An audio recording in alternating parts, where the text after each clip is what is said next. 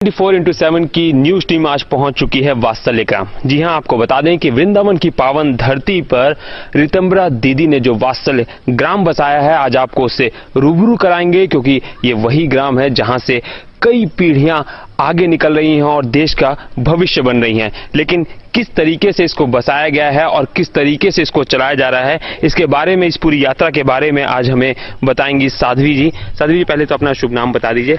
साध्वी सत्यप्रिया मेरा नाम है और आज आप वात्सल्य ग्राम के अंदर खड़े हुए हैं।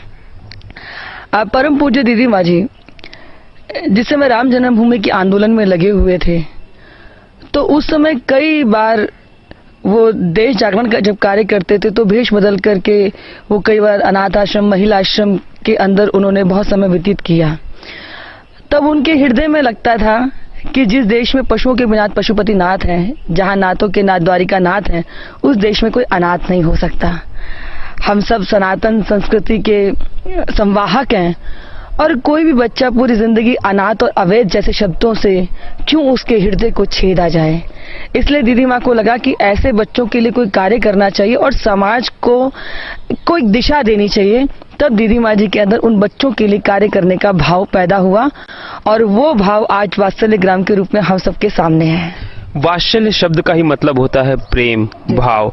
कैसा लगता है कि जब इस लगातार इस जर्नी को आगे बढ़ा रही हैं? तो देखिए, जो मैंने परम पूज्य दीदी माँ जी की छत्र छाया में रहकर के वात्सल्य के जो भाव हैं, जो उन्होंने कई बार अभी अपने भावों में जिसकी अभिव्यक्ति की है, जितना मैंने समझा है, वो कई बार कहते हैं कि जब गाय अपने गर्भ में किसी भी अपने बछड़े को धारण करती है, जब प्रसव पीड़ा के बाद वो अपने बछड़े या बछड़ी जो भी है बाहर आता है, तो उसके देह पर गर्भ की गंदगी लगी हुई होती है।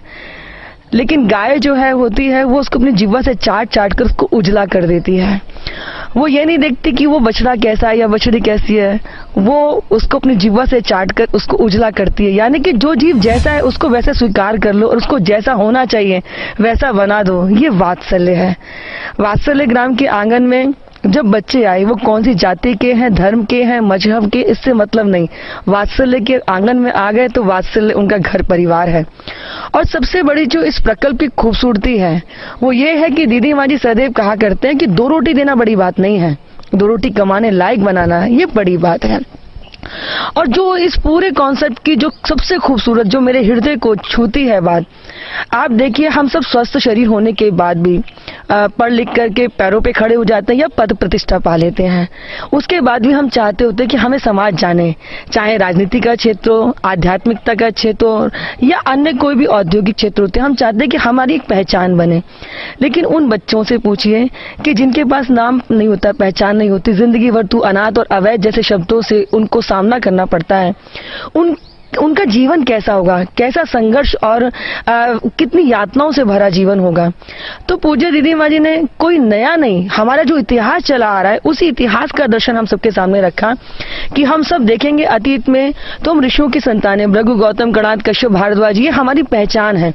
तो मेरे जो दादा गुरुदेव हैं, परम पूज्य युग पुरुष स्वामी परमानंद गिरि जी महाराज, उनका नाम उन सारे बच्चों को मिला है। यदि आप किसी बच्चे से पूछेंगे तुम्हारा नाम क्या है, तो क्या कि रिद्धि परमानंद, सिद्धि परमानंद, सोहम परमानंद, सची परमानंद, राघव परमानंद। आज वो बच्चे अपनी पहचान के साथ, आत्मविश्वास के साथ पढ़ लिख करके समाज की मुख्य धारा में जुड़ रहे हैं। कोई बीबीए कर रहा है, कोई बीटेक कर रहा है, कोई बीसीए कर रहा है। उनका नाम है, उनकी पहचान है, उनकी यशोदा माँ है। वात्सल्य के अंदर जो है दीदी माँ ने घर बना करके परिवारों को बसाया है। एक घर के अंदर 5-7 बेटियां, 2-4 भाई बहन, माँ, मौसी, नानी, ऐसे 10, 12, 15 लोगों का भरा भूरा परिवार है और परिवार की इकाइयों में यहाँ बसाया हुआ है।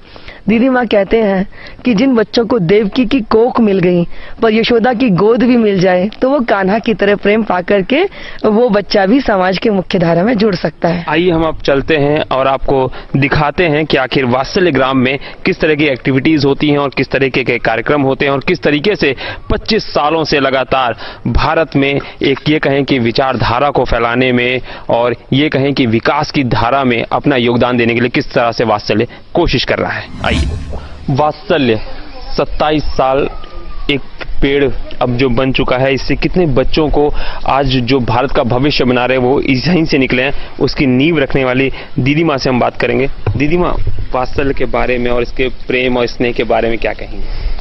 वात्सल्य जो जैसा है उसे वैसे ही अपना लेना चाहिए और उसे जैसा होना चाहिए वैसा बना देना चाहिए। बच्चा बच्चा होता है, ना तो उसकी जात ना तो उसका धर्म, वो ईश्वर की कृति है। कचरे के अंदर उसे फेंकना ये समाज का विद्रूप चेहरा है जो कभी भी सभ्य समाज को शोभा नहीं देता। स्त्रियां नारियां जो हैं उनकी कोई भी गलती से या फिर खराब लोगों के कारण उनको जब समाज की मुख्य धारा से बाहर होना पड़ता है, ये भी एक बहुत बड़ा दुखद पहलू है। जिस देश के अंदर श्रवण कुमारों ने जन्म लिया हो वहां समाज वृद्धाश्रमों में समाधान ढूंढ रहा है। ये भी बहुत ही विचित्र स्थितियां हैं। इन सबके विकल्प के रूप में वात्सल्य को देखा गया और यहाँ बिना रक्त के संबंधों के भाव संबंधों का परिवार है। और मैं समझती हूँ कि प्रेम और प्यार ही विक्रम सारी समस्याओं का समाधान है। और क्षमा करना समाज के बड़े दिल से ही होता है। इस मामले में समाज को बड़ा दिल करना चाहिए। इस तरह की स्थितियां पैदा ना हो कि बच्चियां ऐसे त्यागी जाएं, क्योंकि तीसरी या चौथी बच्ची होती है उसको छोड़ने के लिए पूरा परिवार जो है वो प्रतिबद्ध हो जाता है। ये उचित नहीं है। इसीलिए बेटियों के प्रति, स्त्रियों के प्रति बेरुखी जो है वो बहुत बड़ी समस्याएं पैदा करती है। तो वात्सल्य समाधान दे रहा है कि आप अगर प्यार से परायों को भी अपना लो तो वो भी आपके अपने हो जाते हैं।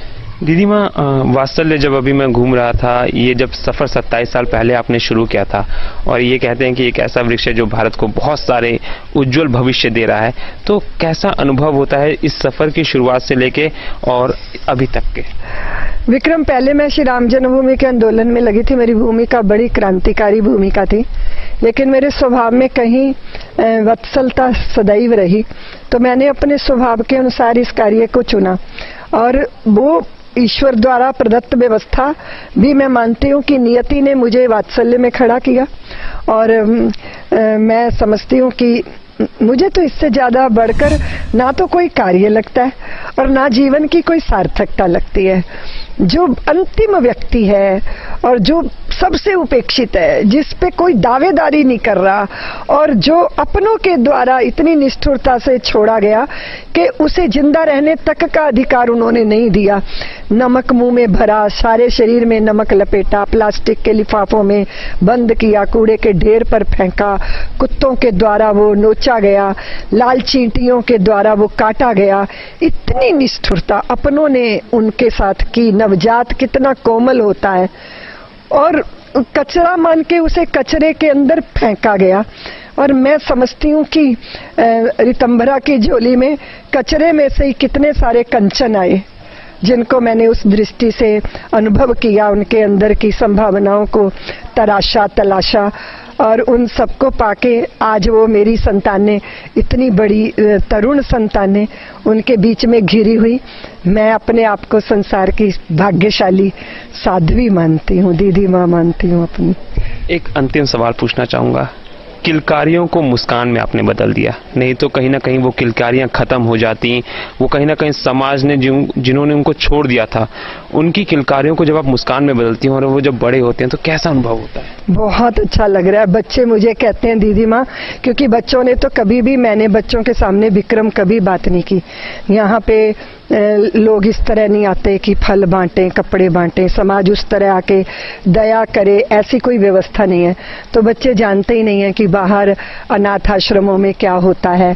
तो मेरी एक बेटी नीट क्लियर करना है, उसने, वो डॉक्टर बनना चाहती है, तो वो आकाश इंस्टीट्यूट से वो ले रही है, कोचिंग ले रही है। जब उसने अपने दोस्तों को, जो वहाँ मित्र बन गए, तो उन्होंने कहा कि मैं ऐसे वात्सल्य की बेटी हूँ, तो वो कहते हैं कि अब तू स्टोरी बनाना बंद कर, कोई भी संस्था ऐसी नहीं होती है जो ऐसे इंस्टीट्यूट में कोचिंग में लाखों रुपया खर्च करती है। तो वो मेरे को बेटी आके कहती है, दीदी माँ ऐसा भी होता है क्या? क्योंकि उन बच्चों को पता ही नहीं है कि बाहर में क्या चीजें होती हैं। लेकिन ये जो बच्चे हैं ये बहुत संवेदनशील हैं, बहुत एक दूसरे को, अपने भाई बहनों को बहुत ज्यादा जो है उनके प्रति उनकी बाउंडिंग है।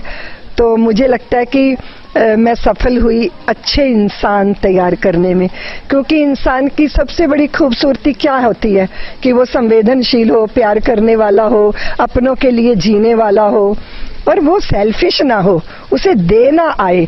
तो वात्सल्य के बच्चे देना जानते हैं, तो वो सब देख के मुझे बहुत अच्छा लगता है। और विक्रम, दूसरी बात ये, हूँ तो मैं साध्वी, लेकिन मैं माँ हो गई हूँ इन सब की, तो इनकी खुशियों के साथ, इनके गमों के साथ जीती हूँ। बेटियां विदा करने का समय आ गया। अभी आप देखो 28 नवंबर को एक बेटी का ब्याह किया, 31 दिसंबर को दूसरी का कर रही हूँ। और जब वो विदा होती है ना, तो यहाँ की दीवारें, वृक्ष भी रोते हैं। और मुझे फिर कण्व ऋषि की शकुंतला याद आती हैं, क्योंकि अगर आप वांग्मय में पढ़ोगे तो शकुंतला जो थी ना, वो कण्व ऋषि के आश्रम में पली बड़ी थी। जब उनका विवाह हुआ तो पूरा गुरुकुल जो है व्याकुल हो गया। इसी तरह बच्चियों की जब विदाई होती है तो यहाँ का दृश्य बहुत कारुणिक होता है। लेकिन ये उत्तरदायित्व मैं निभाती हूँ और मुझे बहुत सुखद लगता है कि उन बालकों को वो सारी खुशियां देना जिनका कोई नहीं है। ये बहुत बड़ा सुखद एहसास है।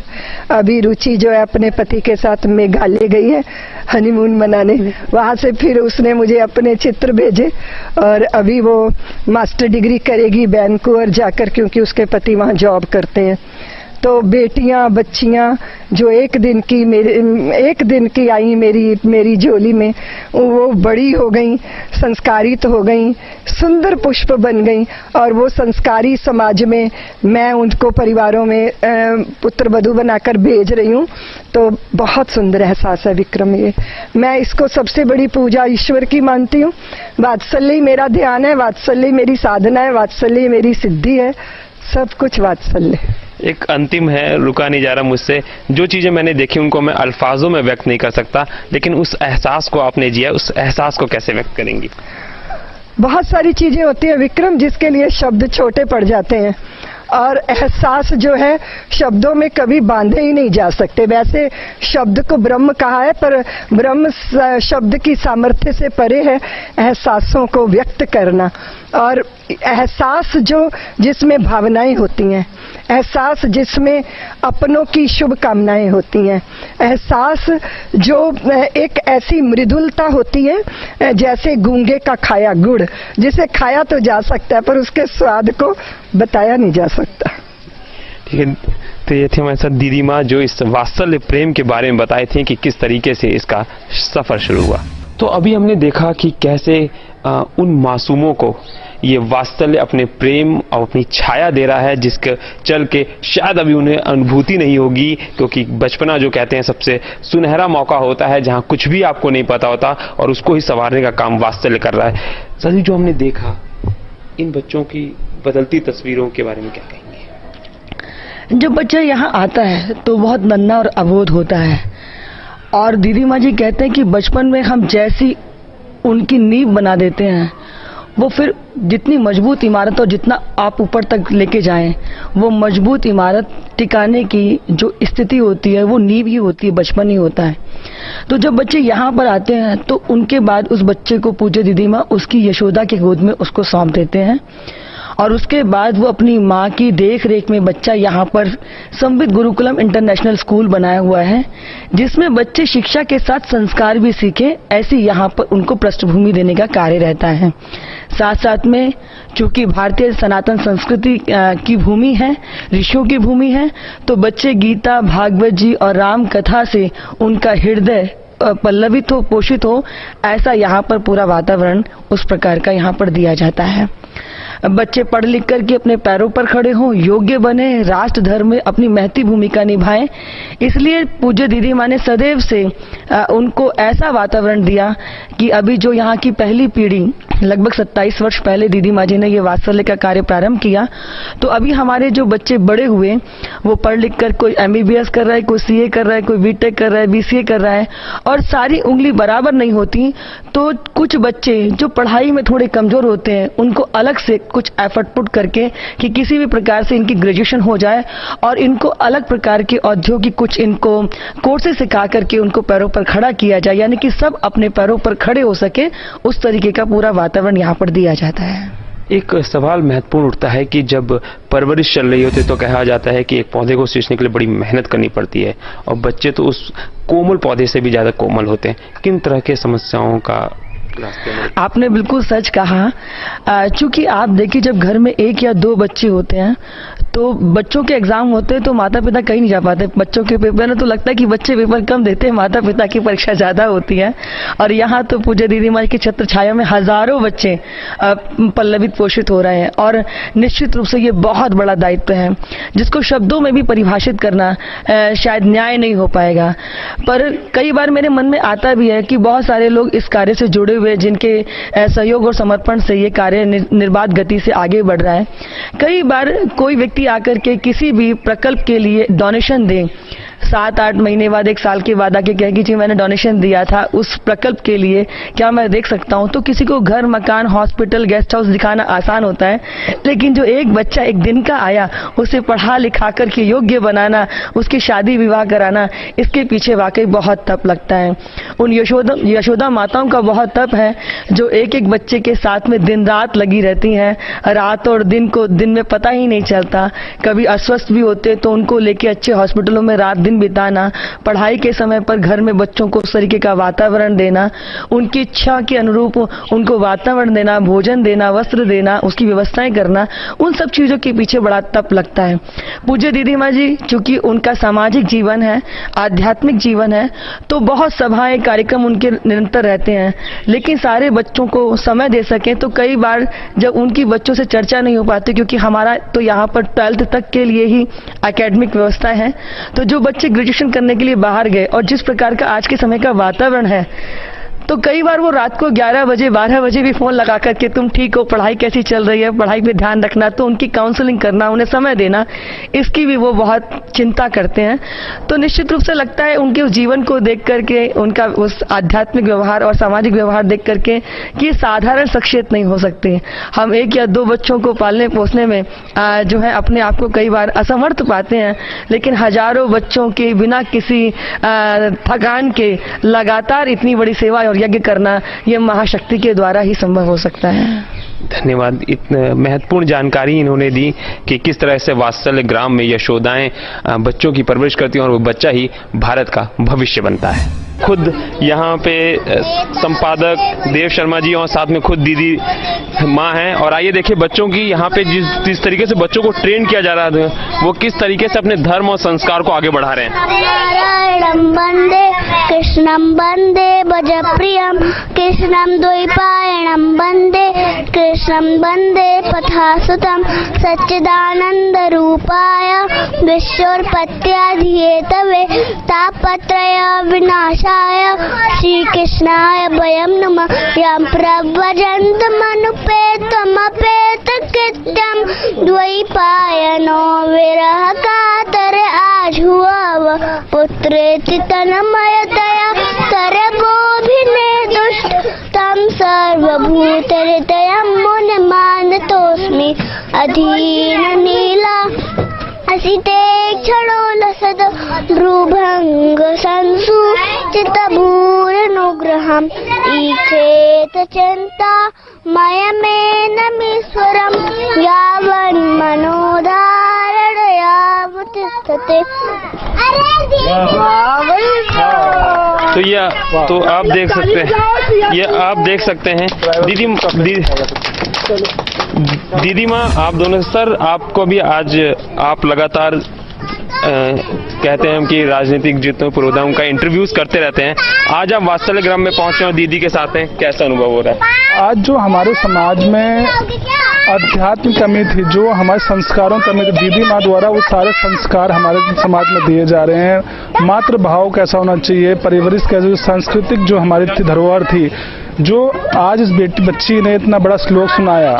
अगर अपने स्कूलों में जाएं तो गायत्री मंत्र शायद किसी बच्चे को हमारे प्रॉपर वे में नहीं आता है, और इस छोटे से बच्चे ने इतना बड़ा श्लोक सुना दिया आपको, वो संस्कृत में सुना दिया, इतने अच्छे उच्चारण संस्कृत सच दीदी माँ की देन है। दीदी माँ ही ये सब आपके जो संस्कृत जो भूल गए हैं हम लोग, जब पश्चिमता की तरफ जा रहे हैं, आज हम जो यूरोपीय कल्चर, भारत का कल्चर अपना रहे हैं, वहाँ इस कल्चर को डेवलप करना और अपनी संस्कृत धरोहर को सुझाव के बढ़ाना, ये दीदी माँ जैसा बहुत बड़ा सिस्टम कर रही हैं। दीदी माँ, आपसे पूछना चाहता हूँ, आधुनिकता के साथ संस्कृति को भी संभाल के आप रख रही हैं और उसको आगे बढ़ा रही हैं भारत। मुझे ऐसा लगता है कि एक बीज दो दिशा की यात्रा एक साथ करता है।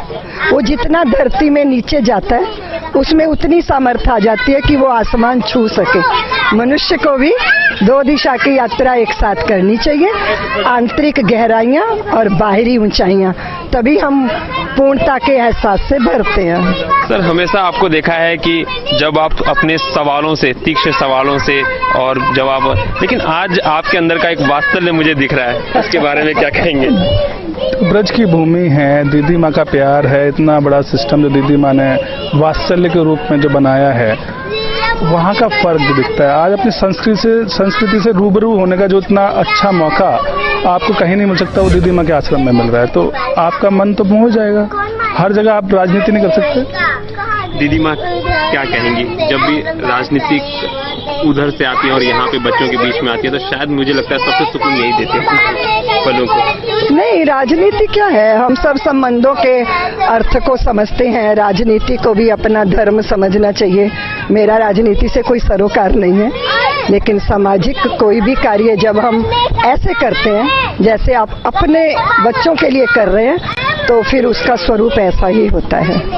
हिंदुत्व की विचारधारा दीदी माँ के अंदर जो है, राजनीतिक सरोकार को ना करते हुए हिंदुत्व विचारधारा, हिंदुत्व के लिए जो संभव कार्य दीदी माँ कर रही हैं, आज की डेट में बहुत बड़ी बात है। आज लोग दिखावा कर रहे हैं, आडंबर कर रहे हैं, वहीं दीदी माँ अपने हिंदुत्व को लेके जो बच्चों में संस्कार भरी, शायद ये बच्चे भविष्य हैं इस हिंदुस्तान में, ये भविष्य लिखेंगे आपकी संस्कृति का, तो उसका बीज दीदी माँ द्वारा जो वात्सल्य में बोया जा रहा है, जो वो कल पेड़ निकलेगा, जो उस पेड़ से फल निकलेंगे, तो आपकी संस्कृति को बचाने काम जो है और जो बढ़ाने काम वात्सल्य में किया जा रहा है, बहुत बढ़िया है।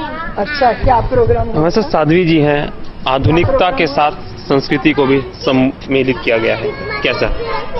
देखिए क्या होता है, कई बार हम शिक्षा का जैसे व्यवसायीकरण हुआ, प्रोफेशनल कोर्सेज सीखते हैं, लेकिन साथ साथ में संस्कार होने तो बहुत जरूरी हैं।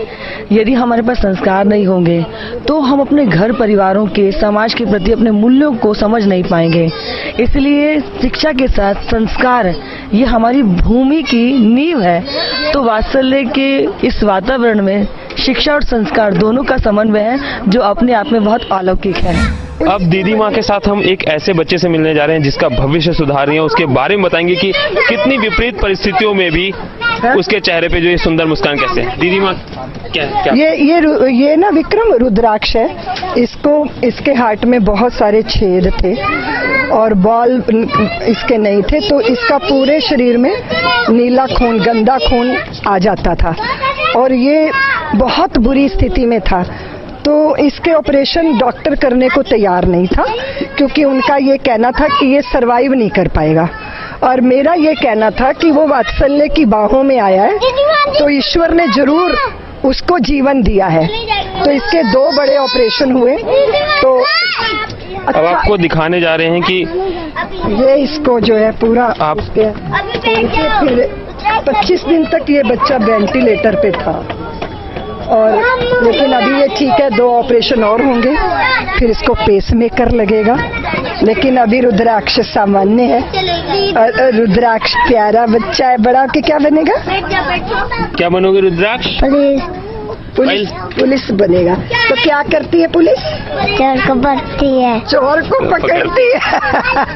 दीदी माँ बोला है बड़े होकर डॉक्टर बनना है। क्या बनेगी?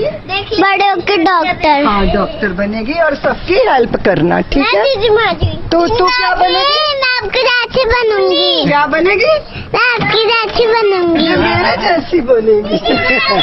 बड़े झंझट में। दीदी माँ एक सवाल पूछना चाहूंगा लास्ट आपसे। इनके जो पीड़ा है, इनके चेहरों पे जो मुस्कान है, हमने देखा कि इतनी बड़ी चीज डॉक्टर ने बोल चुके थे कि सर्जरी के बाद भी बचेगा नहीं। ये विश्वास, ये आत्मविश्वास कहाँ से आया? देखिए, जब भी हम ईश्वरीय सत्ता पर भरोसा करते हैं विक्रम, तो हमें बहुत विश्वास होता है। कोई चीज दुनिया में असंभव नहीं है। हमारे इरादे अच्छे होने चाहिए और उसके प्रति सत संकल्प होना चाहिए और ईश्वर पर भरोसा होना चाहिए और अपनी तरफ से पूरी मेहनत होनी चाहिए, तो सब असंभव संभव हो जाता है। जब भी किसी संस्थान को अगर खड़ा करना होता है तो उसमें जो वॉलंटियर होता है सबसे महत्वपूर्ण योगदान निभाता है। वो एक ऐसा वृक्ष की तरह काम करता है जिसको कोई देख नहीं पाता, लेकिन वो नींव में उस इमारत की, या हम पौधे या पेड़ की किसी की बात करें, वो नींव होता है जिसके ऊपर पूरी इमारत खड़ी होती है। तो हमारे साथ हैं अमृता, जो कि फुल टाइम वॉलंटियर हैं और दीदी माँ के साथ, चाहे देश की बात हो या विदेशों की बात हो, सफर में हमेशा साथ रहती हैं। दीदी माँ तक हर वो बात पहुंचाती हैं वात्सल्य ग्राम से या उनके जीवन से जुड़े, जिसके वजह से ही कई बच्चों को और भी सुविधाएं और चीजें। अमृता क्या कहेंगी? नवनारायण, मेरा नाम अमृता है। मैं 5 सालों से परम पूज्य दीदी माँ जी के साथ एसोसिएटेड हूँ और वात्सल्य ग्राम में एज ए वॉलंटियर कार्य कर रही हूँ। जो वात्सल्य ने और पूज्य दीदी माँ जी ने मुझे अपने जीवन में दिया है, मुझे नहीं लगता कि मैं कहीं और जॉब कर रही होगी तो मुझे नहीं लगता मुझे वहाँ पे वो प्राप्त हो सकता था जो मुझे यहाँ पे इतना लोगों का प्यार दुलार, और सबसे बड़ी बात होती है पूज्य दीदी माँ जी का आशीर्वाद, जो मुझे लगता है सदैव मेरे साथ रहता है और वो हर वक्त मेरी बैटरी को चार्ज करता है और मुझे लगता है मुझे और आगे कार्य करना है और उसी से मैं इंस्पायर होती हूँ। और मैं जितने भी वॉलंटियर्स हैं उनको ये ज़रूर मैं कहना चाहती हूँ कि बहुत सारे ऐसे कार्य होते हैं जो हमें करने होते हैं, लेकिन जब तक आपके अंदर की आवाज़ आपको नहीं कहती है आपको वो कार्य नहीं करना चाहिए। इसीलिए अंदर की आवाज़ आप पहचानो कि आप क्या करना चाहते हो और आपका मन क्या कह रहा है, और फिर उसमें जो आनंद है वो किसी और में नहीं है। तो ये थी अमृता, जिन्होंने आज हमें पूरे इस वात्सल्य ग्राम के न केवल दर्शन कराए बल्कि यहाँ पे किस तरीके से बच्चों को आधुनिकता और संस्कृति के साथ मेलजोल के साथ आगे ले जाया जा रहा है उसकी पूरी कहानी भी सुनाई। तो इस सुंदर सफर का जहाँ एक तरफ अंत हो रहा है वहीं एक नई शुरुआत भी हो रही है। तो बने रहिए JK News 24/7 के साथ।